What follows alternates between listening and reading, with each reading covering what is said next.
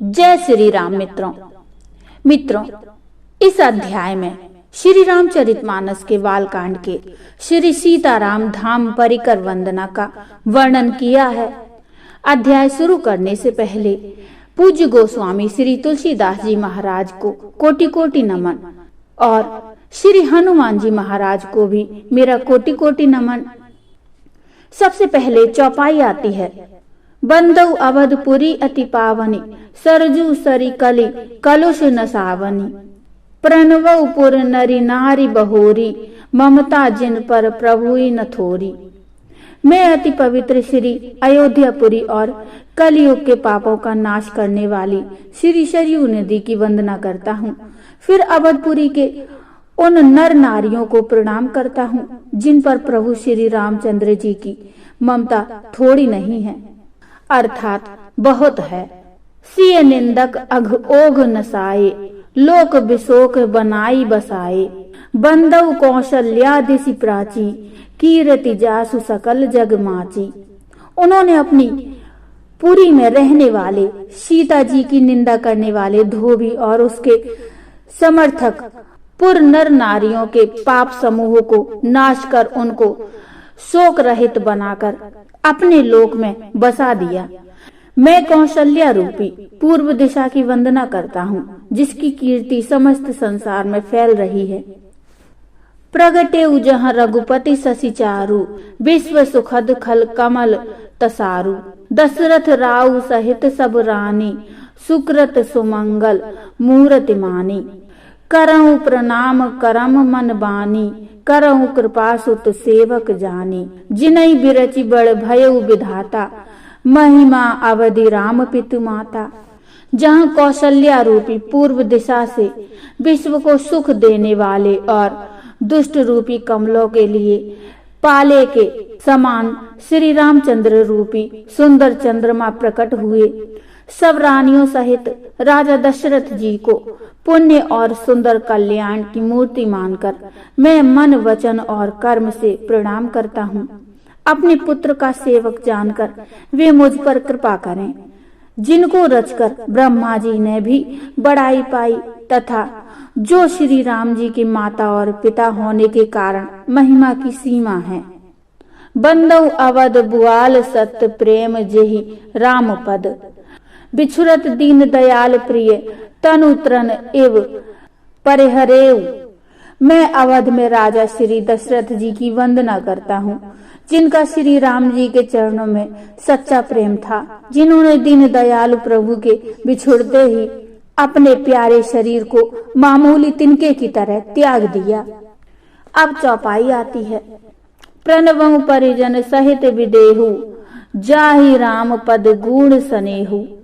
जोग भोग मह राखेउ गोई, राम बिलोकत प्रगटेउ सोई। मैं परिवार सहित राजा जनक जी को प्रणाम करता हूँ जिनका श्री राम जी के चरणों में गूढ़ प्रेम था, जिसको उन्होंने योग और भोग में छिपा रखा था, परंतु श्री रामचंद्र जी को देखते ही वह प्रकट हो गया। प्रणवौ प्रथम भरत के चरना, जासु नेम व्रत जाई न वरना।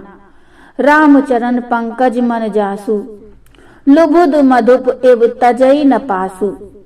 भाइयों में सबसे पहले मैं श्री भरत जी के चरणों को प्रणाम करता हूँ, जिनका नियम और व्रत वर्णन नहीं किया जा सकता तथा जिनका मन श्री राम जी के चरण कमलों में भौरे की तरह लुभाया हुआ है, कभी उनका पास नहीं छोड़ता। बंदौ लक्ष्मण पद जल जाता, शीतल सुभग भगत सुखदाता। रघुपति कीरति विमल पताका, दंड समान भयउ जस चाका। मैं श्री लक्ष्मण जी के चरण कमलों को प्रणाम करता हूँ जो शीतल सुंदर और भक्तों को सुख देने वाले हैं। श्री रघुनाथ जी की कीर्ति रूप विमल पताका में जिनका यानी लक्ष्मण जी का यश यानी पताका को ऊंचा करके फहराने वाले दंड के समान हुआ। शेष सहस्त्र शीश जग कारण, जो अवतरेउ भूमि भय टारण। सदा सो सानुकूल रह मो पर, कृपा सिंधु सौमित्री गुना कर।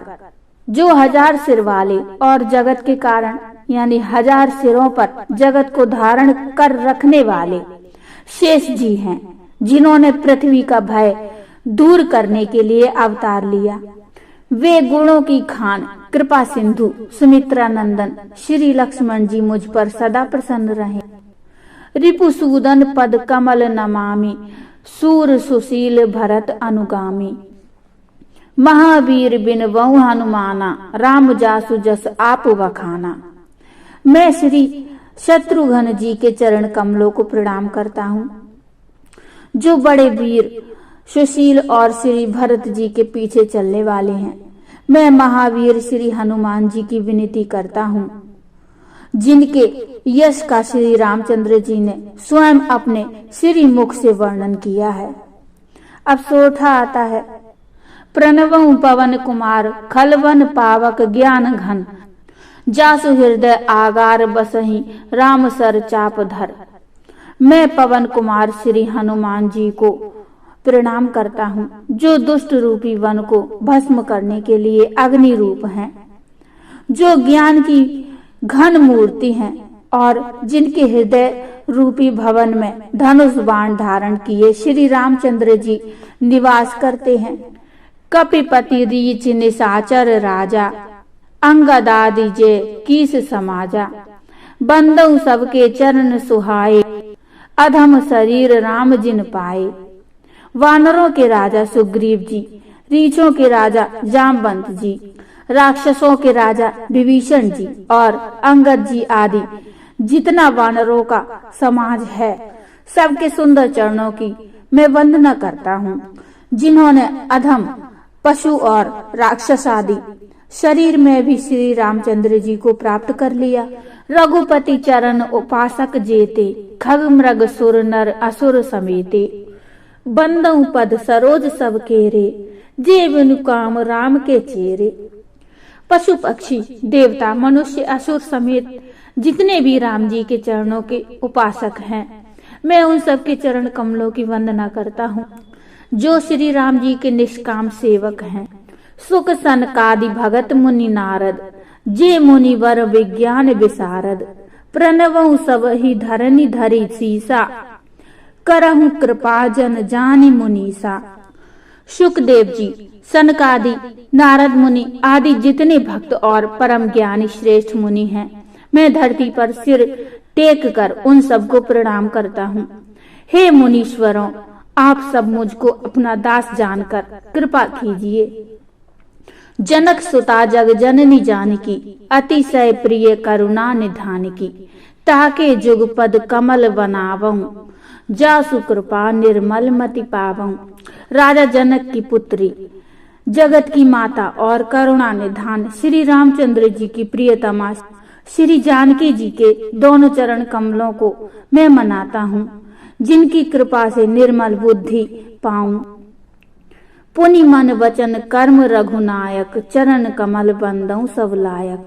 राजी वनयन धरे धनुषायक भगत विपति भंजन सुखदायक।